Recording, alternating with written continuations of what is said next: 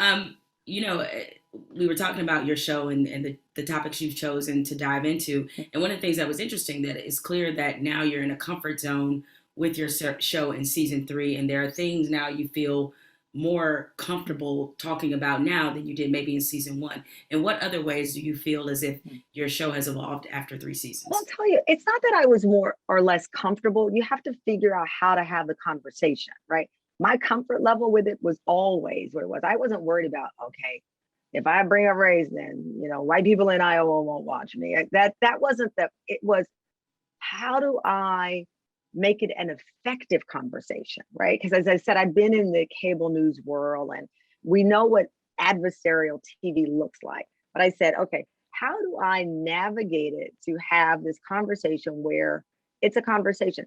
First season, as I said, was my start, and I was a new mom, so I was just excited to be back on TV, right? So there was a different emotional component to that first season. The second season, we had a pandemic, and we did a full hour called Hear Us Now, where we focused completely on the assassination of George Floyd, but from the perspective of young people. I didn't want anybody on that show over 40. And so there were many powerful shows of that nature in season two. I felt this was new ground because it was in the studio, it was with an audience. And so we have that. So I think that's the evolution of the show that you would just naturally see.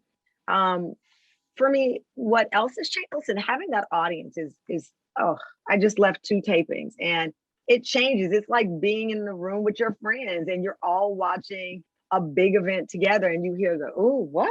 We had a young man, we did a show called When There's a Third Party in the Middle of Your Relationship. Now, that doesn't mean cheating, that doesn't mean an affair, but we had a couple, a lovely couple, they've been married 16 years. Their 12-year-old daughter, they can't make a decision without her. This is a New York Times article, by the way. I didn't want anybody to think, okay, what is this tabloid? No, New York Times article that was written from this perspective of this Upper West Side New York couple, I believe they're from, and their 12-year-old daughter, they can't pick dinner. They get into a fight. She's like, wait a minute, who's fighting? She's in the middle. And I grew up with people say, you got to have grown folks conversation. They live the opposite of that. But then we had Jamil, this young man, and his wife, and he's addicted to video games. He loves video games. And I set up the story. So, and the audience is like groaning at him, like, again, like tabloid TV. I'm like, what? And then he gets out and he explains that it was his connection to his father who died, and that his dad gave him I think it was a Sega Genesis when he was a little boy or something like that, like an early old school game. And it was a building block between he and his father. And I watched the audience whole view change. Now they did say you playing too many hours because you have a wife, sir.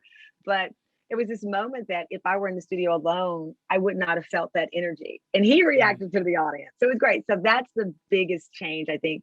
Season three is the feel of having one of the 10 commandments of daytime TV. My son's name is Moses, and you have to have an audience. So that commandment is back in place. And it's been a great benefit to my experience as a host, and I think the audience experience watching the show. Daytime TV is a different audience. When I did Sports Center, I found being on at 6 o'clock versus we were on at noon during the daytime, a lot different. So, what have you learned about the daytime audience? Is this, this is not an easy time slot to be in. You know what? I've tried not to study it because I think if you study it, you'll get into stereotypes. For example, when people say the Midwest, that's a code for white. And I'm like, I lived in Chicago. That's the Midwest too. Right. Right. I'm from Detroit. That's the Midwest. Exactly. So Right. I don't get into those things about, okay, who the audience is. I know it's primarily white women that watch daytime TV. However, my show over indexes in women of color and women. So I think it's 60-40. 60% are Black women, 40% are white women. But statistically, they're just more white viewers, period. And so, but in daytime, what people used to do, I felt, when I started pitching this show, when they talked about daytime audience, there was a stereotype of a woman of color, not employed. And so when they would say Black women watch daytime, they weren't talking about our whole circle of Black women friends that we know that might work two jobs, may not have a job, whatever. It wasn't a complete circle. So when people say, well, Black women watch daytime TV, I'm like, you be careful how you say that, because I've been in rooms where that is not a compliment. They think it is a stereotype of DNA tests. That's why look at the kind of daytime TV for a minute that exists. And it was counter to what we saw with Oprah. You know, these writers and authors and people like yourself and me on that we would watch. You know, you might not like every show, but you were watching. And so I did walk into rooms where I felt that there was a conversation that was unflattering about daytime viewers, that it was, who's watching daytime? And again, going back to season 3 and the kind of conversations I wanted to have and our Tamron Hall Let's Get Lit club, that wasn't just about having another book club, because everybody got a book club, but introducing a wide swath of authors and having a conversation on the show, which you so graciously accepted. And I wanted it to go longer because I didn't feel I did a great, that was one of the shows I felt like I could have done better. And that was the conversation of women of color and white women, right? And so those are the shows that I pitched when I pitched this Tamron Hall show, that kind of topical. And there were people who said, you know, the daytime audience is different. And I didn't like how they were speaking about the daytime audience. And with each season, 2 things have been proven wrong so far, knock on wood, I'm still standing, is that people have a tolerance for hour-long topicals, which I was told they didn't, and that we can have these heavy conversations, like the conversations that women of color have versus white women, and us getting on and talking about what we're really saying with our friends. And so that's why I'm so careful about this identity of the daytime audience, because I think what you and I are talking about wasn't always what I heard in executive offices when discussing daytime audience. So since you do have a book club, you're going to put your own book in there? Funny, you should mention it. Oh, look at that.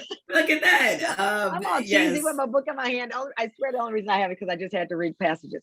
Yes, I don't know if I'll have my own book because I don't know how to navigate those waters. You don't feel like I'm like hawking my stuff. Like, here's my coffee mug for $9.99. Girl, you better hawk that book. Listen, my publisher is like, you better get out here. No, I wrote this book as the Wicked Watch over the pandemic period, but it had burned in my soul, honestly, since 1997. I don't know what just happened. Uh-oh. Did I lose you? Oh, yeah, for a brief moment, but don't go. You can just restart your answer. Oh, yeah. 1997, I covered the death of a young white girl in rural Texas. The same year, I left Dallas as a reporter, ended up in Chicago and covered the death of a young Black girl on the south side of Chicago. Both of those cases, the children were wronged. I covered them. I saw the differences in how the media covered them.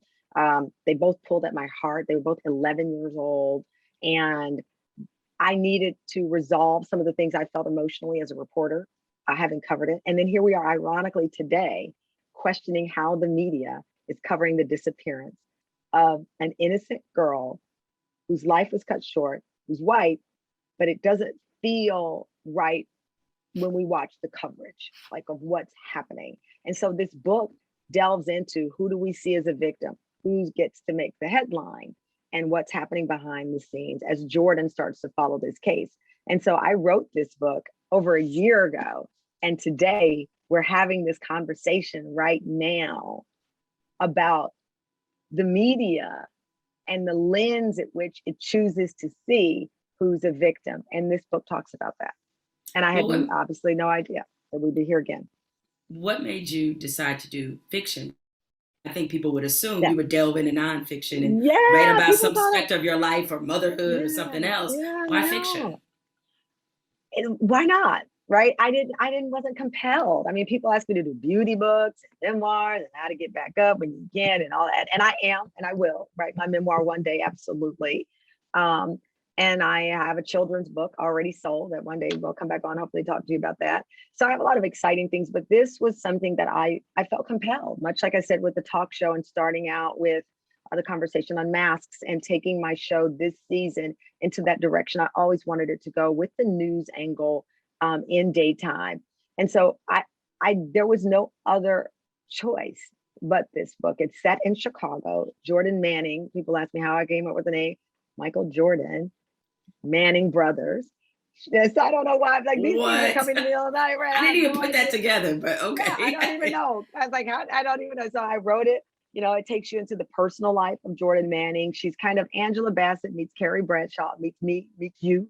All of these kind of stories of our lives and juggling her personal life while reporting as well, having her friend circle from childhood on, and got a little girls trip tone in it as well. But at the core of it, it is this forensic scientist who enters the world of journalism, and some of the things that she hears and sees in the newsroom that make her uncomfortable, and the things she hears and sees on the streets of covering the death of Macy James and following that case. And so that's the story, and it's a series. I grew up with Nancy Drew books under my bed, so I visualize this already as, you know, a multi-tier, multi-part series. I've started the second so far, and I'm pausing so that I can wait for the reaction after October 26th to this one. So I got me to make some changes. My first novel. I'm like, wait a minute. I was really writing my second one. I'm into it. I'm like, you might be getting ahead of yourself. You can stop and wait for the reaction. So the reviews so far have been phenomenal. And it's not a labor of love because it wasn't laborious to do. The hardest part has been just marketing, because I know TV. I don't know how to market a book. So at first I was like, well, just read it. They were like, no, you got to tell people about the book. I'm like, oh, okay. So let me read a page. And so we've been having fun with that. But it is, I think it hits. I never realized and could have imagined that it would be this relevant 20, 30 days before its release.